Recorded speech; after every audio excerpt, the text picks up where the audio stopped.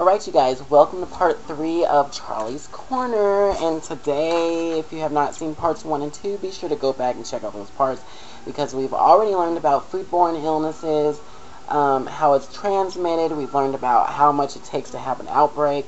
We've learned about pathogens, chemicals, objects, biological, everything. So, if you don't know what I'm talking about, definitely go back and check out those videos, because I've learned a lot already. So now, I'm going to get ready to take the Apply Your Knowledge test. What's the problem?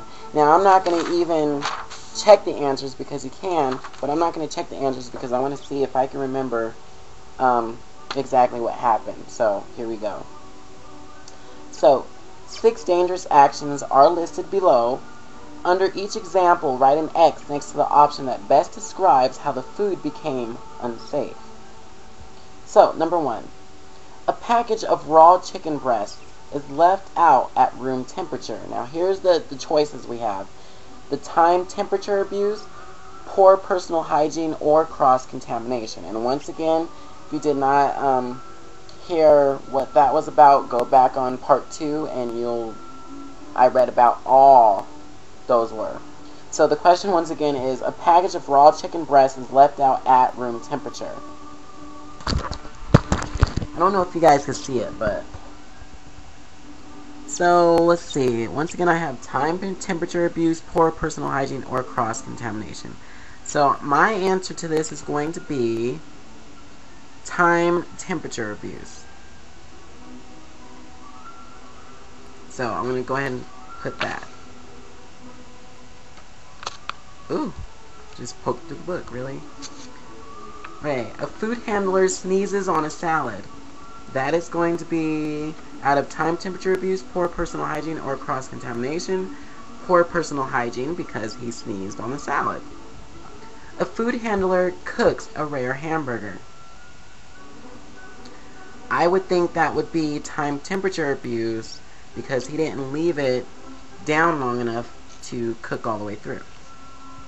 A food handler scratches a cut and then continues to make a sandwich. That would be poor personal hygiene, because he, scratched his cut and then touched the sandwich. A food handler leaves the restroom without washing her hands. That, I believe, would also be poor personal hygiene, because she should have washed her hands after she used the bathroom. A food handler cuts up raw chicken.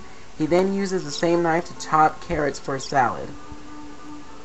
That, I would say, would be cross-contamination, because he had vegetables out and then used that same knife to cut the raw chicken to the vegetables.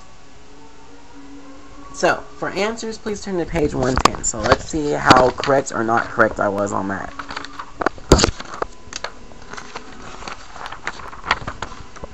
So, it says, let's see, number 1, 2, 3, 4, 5, and 6. So let's see. So the first one was supposed to be time temperature abuse. Got that one right. Second one, poor personal hygiene. Got that one right. 3, time temperature abuse. That one's right. 4, poor personal hygiene. That was right. 5, poor personal hygiene, and 6, cross-contamination. So, fortunately, I got all those right on that last section. And that's why I also want you guys to actually be right here while I'm studying and reading through these answers, because I don't want you guys to think that I'm just, cheating on any of this, because this section so far has been pretty easy. So, time temperature abuse, once again, is, time temperature, you either didn't cook the food long enough, or it's overcooked. No, more likely undercooked would count more. Temperature-wise, it's not up to temperature. That can get you sick. Poor personal hygiene is you cut yourself, or you cough, sneeze on the sandwich, something like that.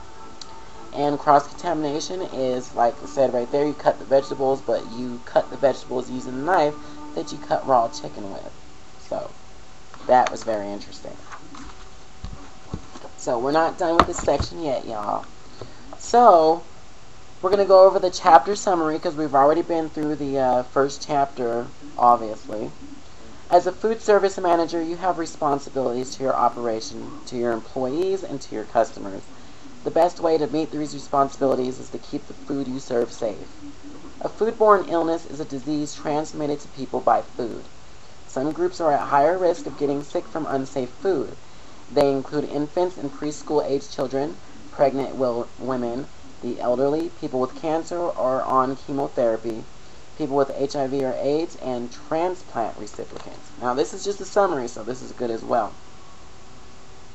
Hazards to food safety can be biological, chemical, or physical.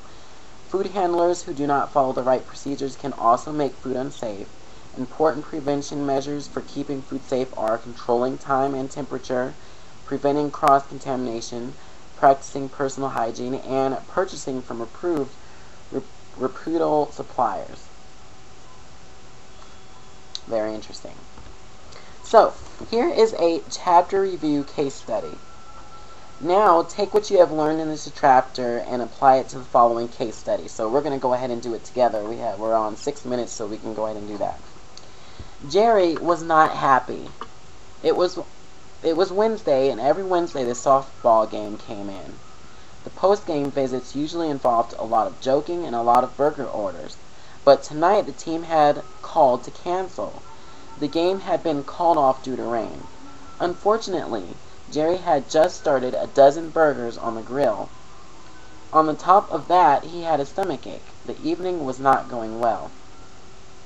Jerry finished cooking the hamburger patties until they were all done, and then he put them in a pan on the counter. Maybe someone will order a burger later, he thought. Since there were no customers yet, he had made a quick run to the restroom. When he finished, he wiped his hands on his apron and headed back to the kitchen. 20 minutes later, Jerry got his first customers of the evening. An elderly man and his 4-year-old granddaughter. Jerry was happy when they ordered a burger to share. "Cook it medium," the man said. It looked like the pre-made burgers would stay on the counter for a while. Jerry went back to the kitchen and put a fresh patty on the grill. Then he wiped off the cutting board he had used earlier for prepping raw chicken. He sliced tomatoes and onions. When the burger just passed medium rare, he plated it up. When Jerry delivered the food, the little girl asked for a glass of water. Jerry grabbed a glass and used it to scoop up some ice, but the glass broke. Jerry carefully picked the broken glass out of the ice machine. Then he got a girl a fresh glass for the ice water. So, what did Jerry do wrong? And that is the question I have to answer. So, basically, what I saw majorly out of that was definitely a personal hygiene thing because of the fact that he came out of the bathroom, didn't wash his hands after he used it. And also the time temperature thing because he left it out on the counter, left the burgers out on the counter instead of covering it and putting it in like an oven or something and keeping it up to temperature. So, definitely want to put that answer on here. So let's see. I'm going to put Jerry did not, let me use a better pen. Jerry did not follow proper time, temperature, procedures, and did not use or did not wash hands after each incident. And then also he cross-contaminated it because he used a knife that was used earlier on cooking chicken. He also did not use proper cross-contamination procedures. And obviously he did a lot of mistakes in that part. So what could Jerry have done differently? Well, could have washed his hands, could have wore gloves, he could have wrapped the meat up and put it in an oven or something like that. He could have used a brand new knife or, a clean knife to cut that. And definitely not to pick up broken glass with your hands and then just go back to what he was doing. Not appropriate. So, I gotta fill that out also. So, what could have Jerry done differently?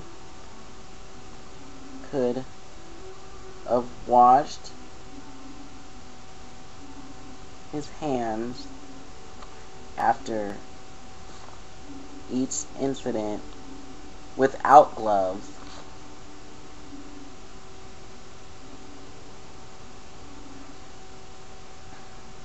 Put the burgers in a concealed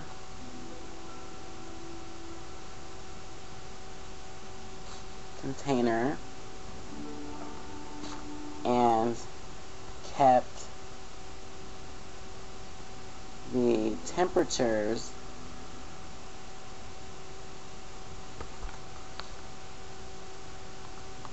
to a safe level, which means you shouldn't have left it on the counter. Also, he should have used a clean knife.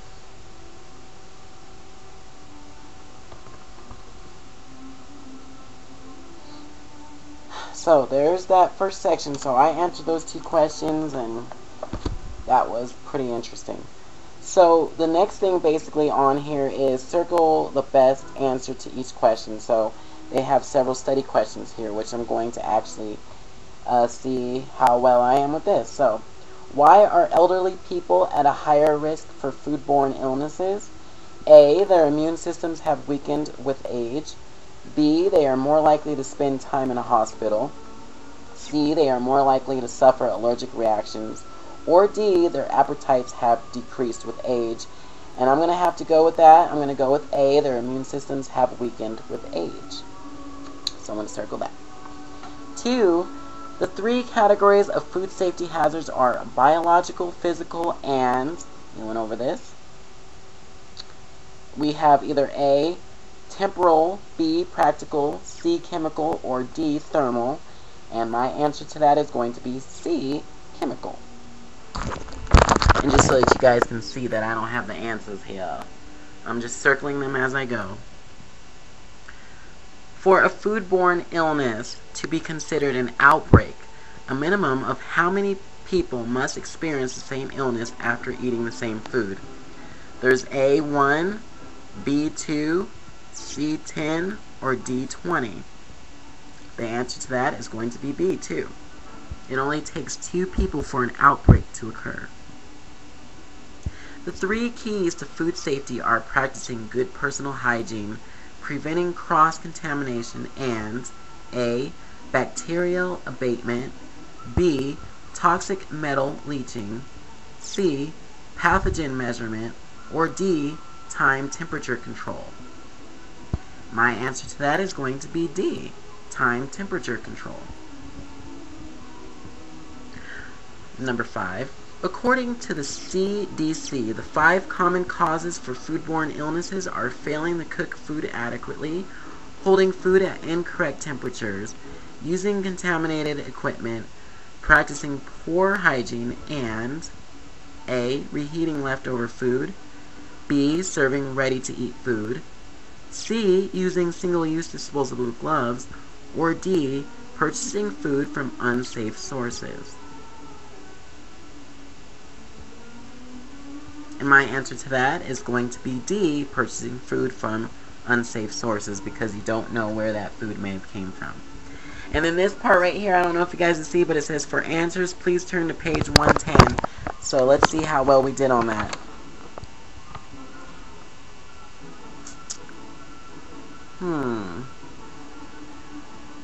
Oh, they also have the, I guess, the answers for the chapter review case study that I did.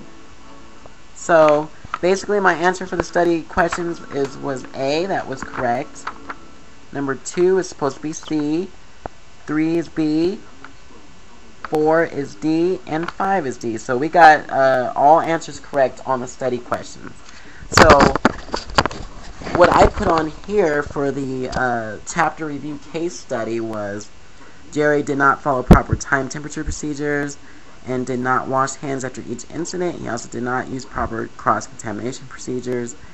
And then 2, he could have washed his hands after each incident without gloves, put the burgers in a concealed container, and kept the temperatures to a safe level as he should have cleaned with or cut with a clean knife. Here it says, here's what Jerry did wrong. He came into work with a stomach ache, so I obviously missed that. He left cooked burgers sitting out at a room temperature. This is time temperature abuse. I got that. He didn't wash hands after using the restroom. Got that. He sliced tomatoes on a cutting board that could have been used for chicken. Got that. He scooped up his hands with glass. That's a physical hazard. And while scooping the ice, Jerry's hands could have touched the ice, leading to cross-contamination, which is very true. Here's what Jerry could have done differently. He should have called in sick. If Jerry was feeling ill, there's a chance he could have made his customer sick. 2, when he realized he had made too many burger patties, he should have either stored the burgers in a hot holding or thrown them out. He should have washed his hands after using the bathroom after touching his hair. And while slicing the tomatoes, Jerry should have first washed, rinsed, and sanitized the cutting board. Better yet, he could have used a separate cutting board. And he should have used an appropriate scoop for the ice. So, ladies and gentlemen, that was Chapter 1. We learned so many things already in Chapter 1. I took down my notes, and it even says notes right here. So, I'm going to put my notes for that chapter right here in that chapter so that I will have it by the time the test comes or whatever. So, ladies and gentlemen, go back to parts 1, 2, and 3.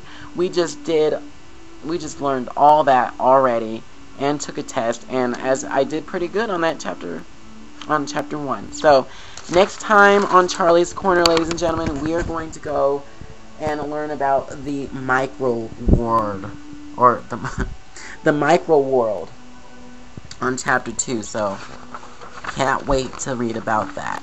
Now, of course, there's going to be chapters that I read about and study about when I'm not here on the show, but definitely going to review it with you guys and learn more about it. So, thank you for joining me on tonight's Charlie's Corner. Be sure to go back, look at all the videos, tell me if you like them, comment, subscribe, and you guys tell me what you have learned. So, I got to get ready to go to job number 2, so I will definitely talk to you guys soon. Alright, holla back.